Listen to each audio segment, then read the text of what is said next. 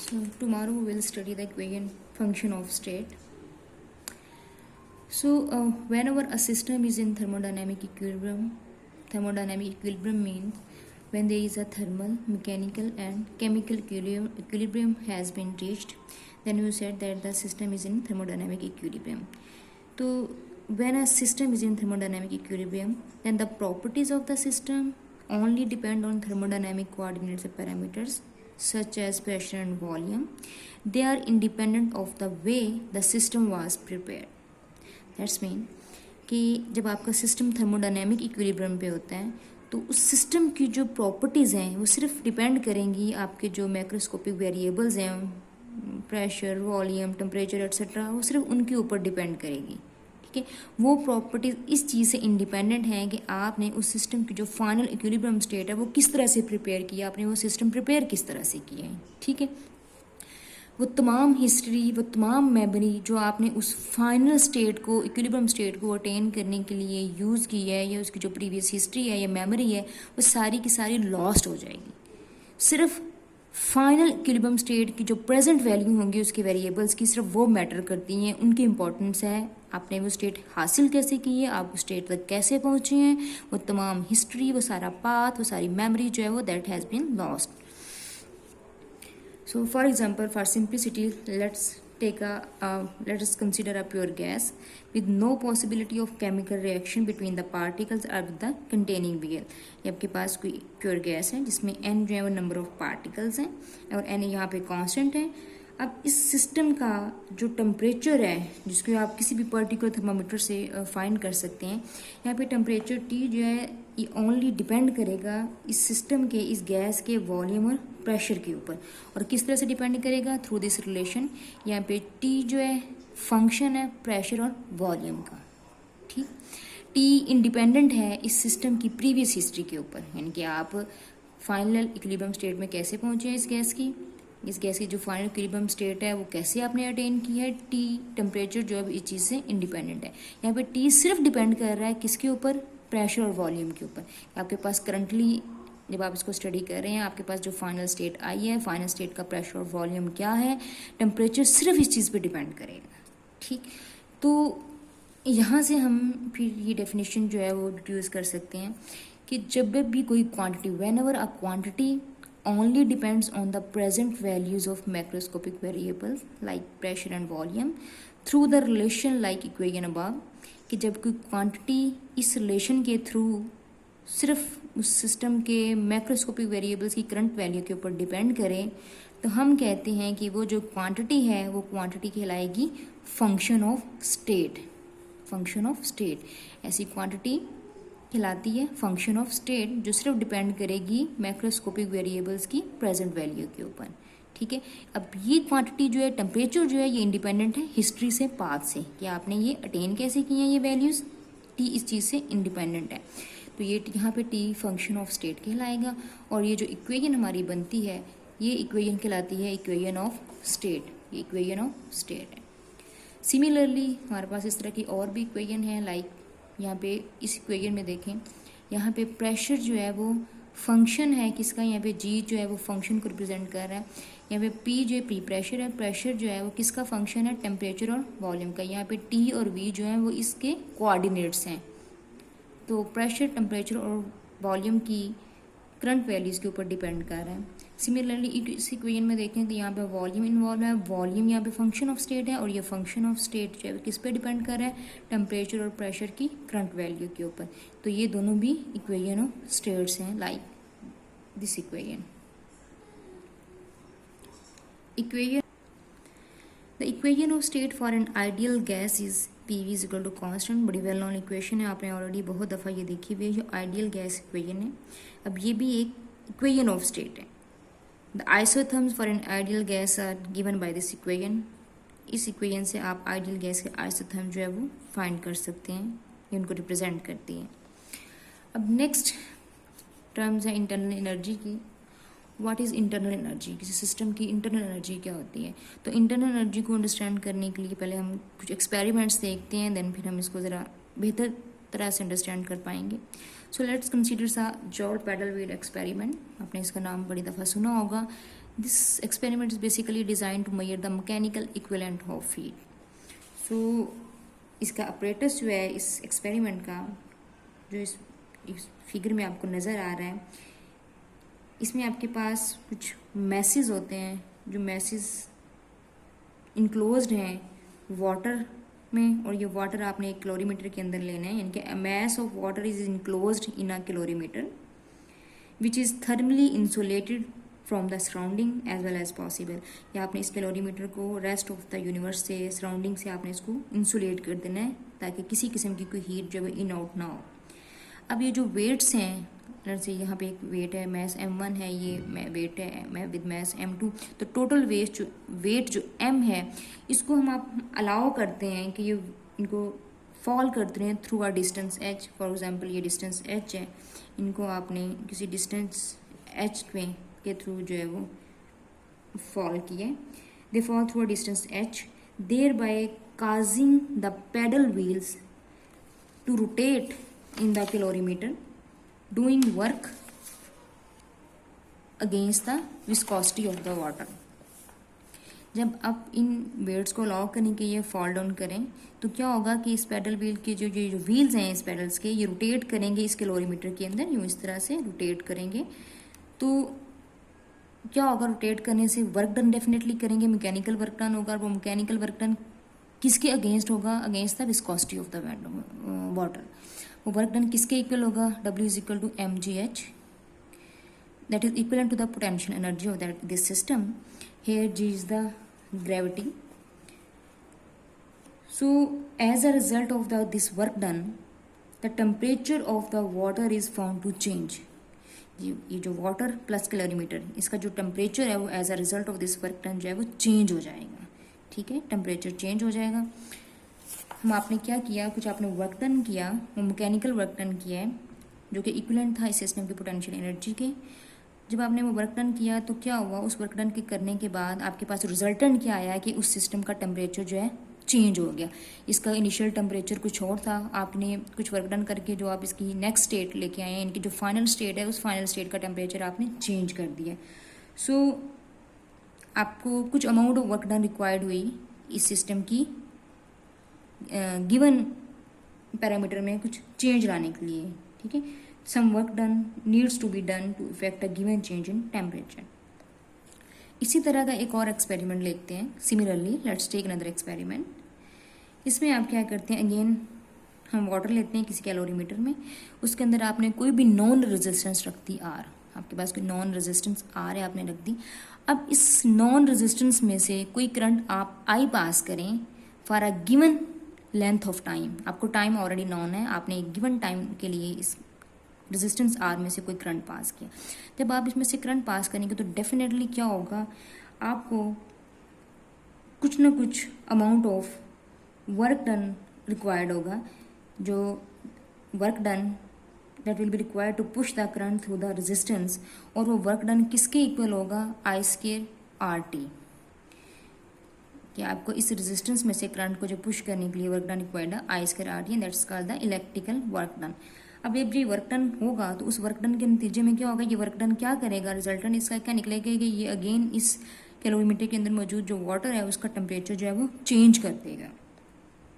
ठीक, तो जो टोटल दोनों एक्सपेरिमेंट्स में क्या हुआ, इसमें आपने मैकेनिकल वर्क डन किया, रिजल्टेंट क्या हुआ, उस वर्क डन ने उस सिस्टम का, वाटर का या कैलोरीमीटर का टेम्परेचर चेंज कर दिया। यहाँ पे आपने एक different kind of work done किया, इलेक्ट्रिकल वर्क डन। यहाँ मैकेनिकल वर्क डन था, यहाँ पे इलेक्ट्रिकल वर्क डन था। अब इस इलेक्ट्रिकल वर्क डन ने भी क्या किया, एज अ रिजल्टेंट इसने क्या किया कि उस सिस्टम का की जो स्टेट थी उसको चेंज किया, यानी कि उसका टेम्परेचर चेंज कर दिया। दोनों एक्सपेरिमेंट्स ने ये शो किया that the amount of work done needed to effect a given change in temperature is the same for both experiments. मतलब दोनों केसेस में आपको same amount of work done करना पड़ा है इस सिस्टम की टेम्परेचर में एक गिवन चेंज लाने के लिए, provided that the both systems starts at the same temperature. हाँ, ये कंडीशन है कि इनिशियली जब आपने स्टार्ट किया तो दोनों सिस्टम का टेम्परेचर जो है इनिशियली सेम था। सो इन शॉर्ट हम ये कह सकते हैं कि When the state of an isolated system is changed by the performance of work, the amount of work needed is independent of the means by which the work is performed.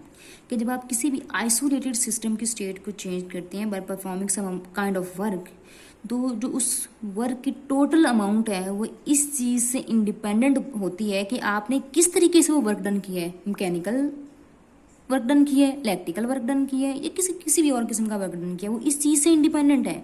सिर्फ ये matter करता है कि total amount of work done आपने कितना किया है, किस तरीके से किया है, किस जरिए से किया है, that is independent of that mean. So we can go further from then this. The final equilibrium state of the system depends only on the total amount of work done. कि जो फाइनल इक्विलिब्रियम स्टेट आपके पास आएगी वो सिर्फ इस चीज़ से depend करती है कि आपके पास टोटल आपने वर्क डन कितना किया उस सिस्टम के ऊपर। That doesn't depend on the order in which it was done, कि आपने वो काम किया किस ऑर्डर में है, इस चीज़ से वो इंडिपेंडेंट है। ठीक है, सिर्फ टोटल अमाउंट पे डिपेंड करती है, ऑर्डर से इंडिपेंडेंट है। इस चीज़ को समझने के लिए फॉर एग्जांपल आपने जो सिस्टम के ऊपर उसकी स्टेट को चेंज करने के लिए जो वर्क डन किया, लेट से आपने वो पार्टली वर्क डन किया, पार्टली वर्क डन आपने मैकेनिकल इक्विलिब्रियम से किया है, यानी कि आपने मैकेनिकल वर्क डन आपने किया प्लस आपने उस सिस्टम के ऊपर इलेक्ट्रिकल वर्क डन किया। ठीक है ना, लेट से आपने 2 जॉल जो वर्क था वो आपने इलेक्ट्रिकल वर्क डन किया और 3 जॉल जो वो मैकेनिकल वर्क डन किया, और आपने फाइनल जो है वो 5 जॉल वर्क डन किया, यानी कि 5 जॉल वर्क डन जब उस सिस्टम पे हुआ तो उसके हमारे पास फाइनल इक्विलिब्रियम स्टेट आ गई। अब देखिए, एक तो आप इस तरह से कर सकते हैं, या अगर आप इसको रिवर्स करें, यानी कि पार्टली आपने 2 जॉल इलेक्ट्रिकल किया, 3 जॉल मैकेनिकल किया। अच्छा, इसकी बजाय अगर हम करें कि हम 2 जॉल मैकेनिकल वर्क डन कर लें, पहले हम मैकेनिकल वर्क डन कर लें 2 जॉल, फिर हम उसके ऊपर जो है वो 3 जॉल इलेक्ट्रिकल वर्क डन कर लें। ठीक है, यानी कि ऑर्डर हम चेंज कर लें कि पहले हमने इधर इलेक्ट्रिकल वर्क किया था, फिर हमने मैकेनिकल किया। अच्छा, अब हम ये करें, इसको रिवर्स कर लें, मैकेनिकल वर्क डन आप पहले कर लें, इलेक्ट्रिकल वर्क डन आप बाद में कर लें। बट अगेन देखें कि आप जब आप ऑर्डर चेंज भी कर लेते हैं तो फिर भी आपके पास जो total amount of work done है दोनों केसेस में वो 5 जॉल ही बनती है। आइदर ये पहले कर लें या ये पहले कर लें, जब आप इनको ऐड करेंगे तो आपके पास 5 जॉल वर्क डन ही आएगा। यानी कि total amount of work done जो है वो दोनों केसेस में आपके पास सेम है। ठीक है, तो सिर्फ फाइनल इक्विलिब्रियम स्टेट इस चीज़ पे डिपेंड करेगी कि आपके पास total amount of work done जो है वो कितना हुआ है, वो इस चीज़ से इंडिपेंडेंट होगी कि आपने वो वर्क जो है वर्क डन जो किया वो किस ऑर्डर में किया, आपका ऑर्डर क्या था वर्क डन करने का। Clear? So the next thing is where does this work go. जो आपने वर्क डन इस सिस्टम के ऊपर किया है, ये वर्क डन कहाँ गया? देखिए, in classical mechanics we know the kinetic energy किसी सिस्टम की जब देते हैं, kinetic energy plus potential energy है किसी सिस्टम की हमेशा कंजर्व होती है। That mean shouldn't vary with time, time से के रिस्पेक्ट से वो कांस्टेंट होती है। लेकिन देखिए, अभी हमने जो एक्सपेरिमेंट किया, चार्ल्स पैरेलल एक्सपेरिमेंट में हमने देखा है कि जो पोटेंशियल एनर्जी थी जो कि एसोसिएटेड थी उन मैसेज के साथ, जब हमने उनको फॉल डाउन किया, एच डिक्रीज हुआ, तो पोटेंशियल एनर्जी उन मैसेज के साथ जो एसोसिएट करी थी वो भी क्या होगी, डिक्रीज कर गई। ठीक है, सो जब ये डिक्रीज करेगी पोटेंशियल एनर्जी, दैट मीन जो टोटल एनर्जी है उस सिस्टम की वो भी डिक्रीज करेगी। ठीक है ना, kinetic energy plus potential energy जो है किसके इक्वल होती है, को टोटल एनर्जी को, और वो हमेशा कंजर्व होती है। तो जब पोटेंशियल एनर्जी डिक्रीज की तो रिजल्टेंट उसका क्या हुआ, टोटल जो सिस्टम की एनर्जी थी वो डिक्रीज होगी। अब देखिए, हम कहते हैं एक यूनिवर्सल लॉ है कि एनर्जी हमेशा कंजर्व होती है, जबकि यहाँ पे एनर्जी ओवरऑल सिस्टम की डिक्रीज हो रही है। So we have to preserve the notion that energy is always conserve. हमें इस चीज़ को प्रिजर्व रखना है कि एनर्जी जो है हमेशा कंजर्व रहती है। सो इस चीज़ को प्रिजर्व रखने के लिए, स्टेटमेंट को प्रिजर्व रखने के लिए यहाँ पे हम एक और क्वांटिटी जो है वो डिफाइन करेंगे। So we can define a quantity that's called the internal energy of the system. Internal energy U. We choose U so as to ensure that the total energy of the system is constant. इसको हम जो introduce करवा रहे हैं internal energy को, वो इसलिए introduce करवा रहे हैं ये चीज़ इंश्योर करने के लिए कि हमारे सिस्टम की जो टोटल एनर्जी है वो कांस्टेंट रहे, वो कंजर्व रहेगी। So if a thermally isolated system means there is delta Q is equal to 0. यानी कि हीट चेंज जो है वो ज़ीरो है, किसी किस्म की हीट सिस्टम में इन आउट जो है वो नहीं हो रही है. So in a thermally isolated system is brought from one state to another by the performance of work W. कि जब आप किसी थर्मली आइसोलेटेड सिस्टम को एक स्टेट से दूसरी स्टेट में लेके जाएं, कैसे लेके जाएं? By the performance of work done. तो then the internal energy is said to be increased. तो उसकी जो इंटरनल एनर्जी है वो इंक्रीज होगी. कितनी इंक्रीज होगी? By an amount delta U amount से इंक्रीज होगी which is equal to W. और वो इंटरनल एनर्जी किसके इक्वल होगी? उस वर्क डन के जो आपने उस सिस्टम पे किया. ठीक है. इन शॉर्ट, जब आप किसी सिस्टम की स्टेट को चेंज करते हैं by doing some work done, तो बेसिकली आप क्या कर रहे होते हैं? उस सिस्टम की इंटरनल एनर्जी को चेंज कर रहे होते हैं. और वो इंटरनल एनर्जी में जो चेंज लेके आते हैं आप, चाहे वो डिक्रीज़ है उसमें, चाहे वो इंक्रीज़ है उस क्वांटिटी में डेल्टा यू में, चाहे वो इंक्रीज़ है वो चेंज, चाहे वो चेंज जो है वो उसमें डिक्रीज़ की सूरत में है, वो किसके इक्वल होगा? वो उस वर्क डन के इक्वल होगा. यानी कि delta U is equal to W. अगर आपके पास Q जो है वो ज़ीरो है, यानी कि चेंज इन हीट जो है डेल्टा Q अगर ज़ीरो है, आपका सिस्टम जो है वो थर्मली आइसोलेटेड है, तो उस केस में डेल्टा U किसके इक्वल होगा? W के इक्वल होगा. ठीक है. इसको हमें यूँ लिख सकते हैं कि if delta Q is equal to zero, तो उस केस में आपके पास उस सिस्टम की जो इंटरनल एनर्जी में जो चेंज है वो किसके इक्वल होगा? Total amount of work done जो कि आपने उस सिस्टम के ऊपर किया उसके स्टेट को चेंज करने के लिए. तो this is also called the form of first law of thermodynamics. For an isolated thermally isolated system,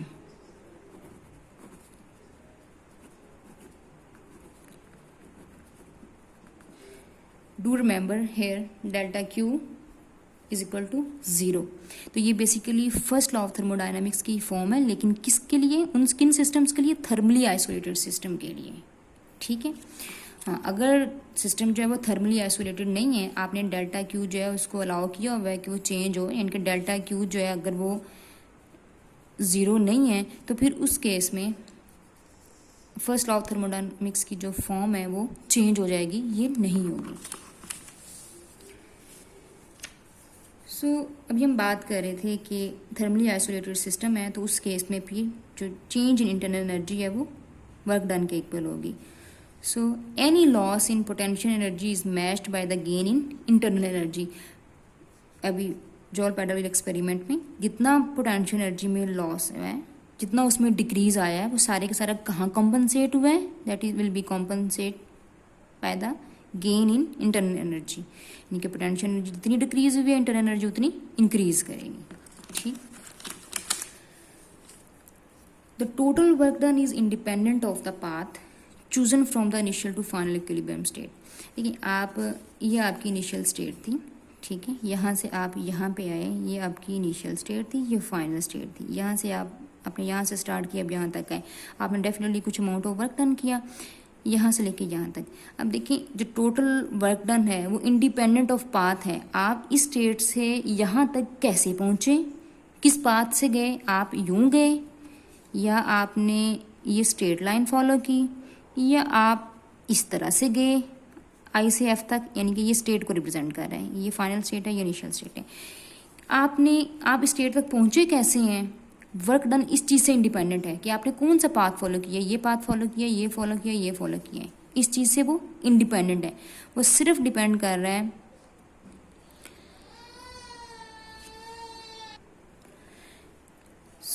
वो वर्क डन जो है इस चीज़ से इंडिपेंडेंट है. That follows the quantity you is a function of initial and final states only. अब चूंकि हमने अभी बात की है कि वर्क डन किसके इक्वल है? इंटरनल एनर्जी के. तो जब वर्क डन इस चीज़ से इंडिपेंडेंट है, वो सिर्फ इनिशियल और फाइनल वैल्यूज़ के ऊपर डिपेंड करता है, पाथ से इंडिपेंडेंट है, तो डेफिनेटली फिर जो क्वांटिटी यू है वो भी फंक्शन होगी किसका? इनिशियल और फाइनल स्टेट्स का. कि सिर्फ इनिशियल और फाइनल स्टेट का फंक्शन होगी यू. तो ऐसी क्वांटिटी अभी हमने थोड़ी देर पहले डिस्कस किया है कि वो क्वांटिटी जो सिर्फ मैक्रोस्कोपिक वेरिएबल्स की इनिशियल और फाइनल स्टेट्स के ऊपर डिपेंड करती है, पाथ से इंडिपेंडेंट होती है, वो क्वांटिटी क्या कहलाती है, function of state. So here the quantity you internal energy is a function of state.